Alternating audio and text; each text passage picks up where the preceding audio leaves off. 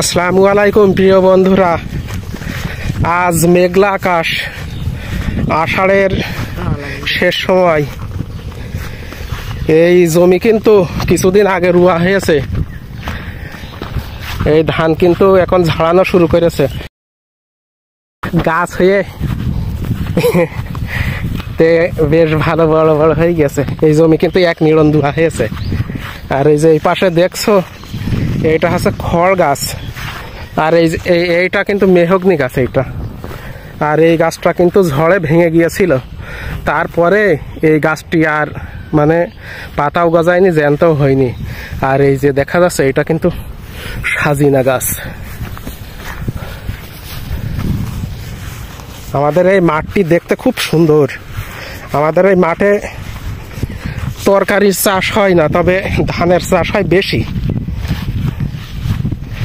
আর এই যে জমি দেখছে, এটা হচ্ছে নিচু জায়গা মতো। কয়েকদিন আগে এখানে কিন্তু প্রচন্ড বৃষ্টির ফলে অনেক পানি বেঁধে গিয়েছিল। সেই ভিডিও আমি কিন্তু আজকে একটি আপলোড করেছি।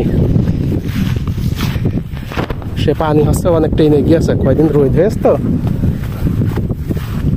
আর এই যে দেখা যাচ্ছে, এটা কিন্তু নিম গাছ। আর এই নিম গাছ কিন্তু খুব ভালো। এই নিম গাছের বাতাস বা নিম গাছের ছায়া মানুষের শরীরের জন্য অনেক উপকার। আর এই নিম গাছের এই পাতা, ছাল এবং শিকড়ে কিন্তু অনেক ঔষধ তৈরি হয়। কবিরাজরা ওইগুলো ব্যবহার করেন বেশি। আর অনেকে এই নিমের এই চিকন ডাল, এই ডাল দিয়ে কিন্তু মেশআপ করেন। নিম গাছ খুব ভালো। আর এই যে আমার সামনে দেখছো, এই কাটা কাটা, এটা হচ্ছে আপাং গাছ। এটা কিন্তু অত্যন্ত মূল্যবান গাছ।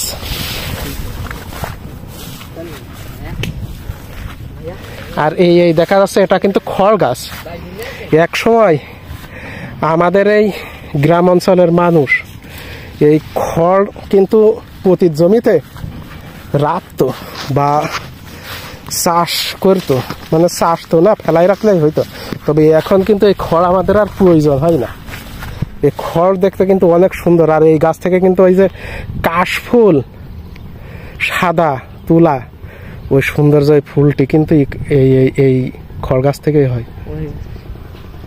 হ্যাঁ, ওই গাছে। তাই এখন মনে করেন ওই মানুষই ছাদের বাড়ি করে, টিনের বাড়ি করে। আর টালির প্রচলন তো অনেক কমে গিয়েছে। কিছু কিছু বাড়ি হয়তো টালি আছে, তবে এই কারণে এই খড়ের চাষ আর মানুষ করেন না, রাখেন না জমিতে। এমনি এই আগান বাগান এখানে সেখানে এমনি হয়। কত সুন্দর দেখা যাচ্ছে, দেখে এই খড়।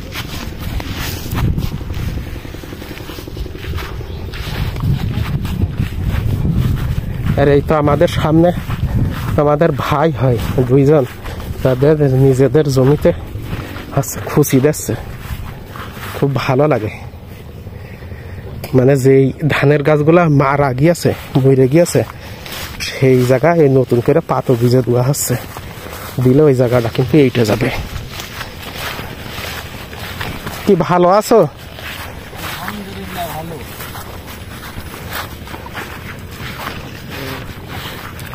আমার এই ভাইদের কিন্তু একটা চ্যানেল আছে, বেকার পাবলিক অফিসিয়াল। আজকে আমি সেই ভিডিওটি আপলোড দেব। খুব ভালো ভিডিও বানাই। এই 130 জন মতো হয়ে গেছে আল্লাহর রহমতে। আর এই যে আমাদের ওই সামনে দেখছো, কিন্তু হচ্ছে মুন্না। মুন্না আমাদের ভাইপো ভাই। কি ভালো আছো মুন্না?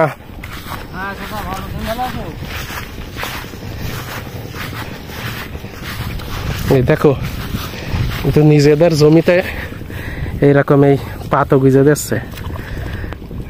মানে এই কিছু গাছ, মানে প্রচন্ড বৃষ্টির ফলে কিছু গাছ আছে মারা গিয়েছে। এই কারণে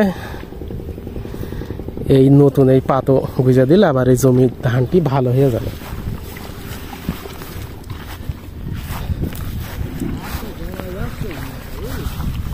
আর এই মানে একটু বেশি বৃষ্টি হয়েছিল তো, যার ফলে ভিড়ির ভিতরে যে ধান দেখছো, এই ধান কিন্তু অনেক গাছ মারা গিয়েছে, দেখেছো যে এই গাছ কিন্তু পাতলা হয়ে গিয়েছে।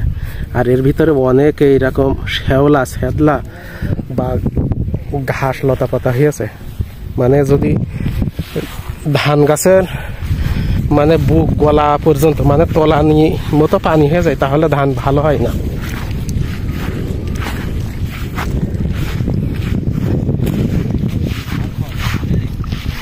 আর এই জমি যদি তাড়াতাড়ি নিড়ে না দিস আলামিন, তোদের এই জমি কিন্তু কাটাই একজনেও হবে না। এর ভিতরে শামা ঘাস, শুশুড়ি ঘাস, দুবলো ঘাস, তারপরে ওই যে বিলির ওই চিল ঘাস, মানে অন্তত 7-8 রকমের ঘাস এতে হয়েছে। হ্যাঁ নিড়ইয়া তো দিবি। আর এই যে শুশুড়ি মারা শামা মারা ওই যে পাউডার জাতীয় ওষুধ আছে না, আগাছা নাশক, ওইটাও দিয়ে দে, ভালো হইবে।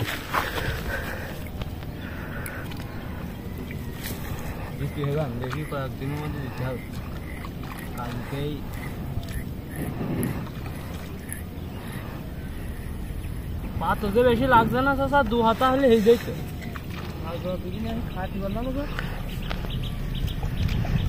ও সেদ্ধ করে খালি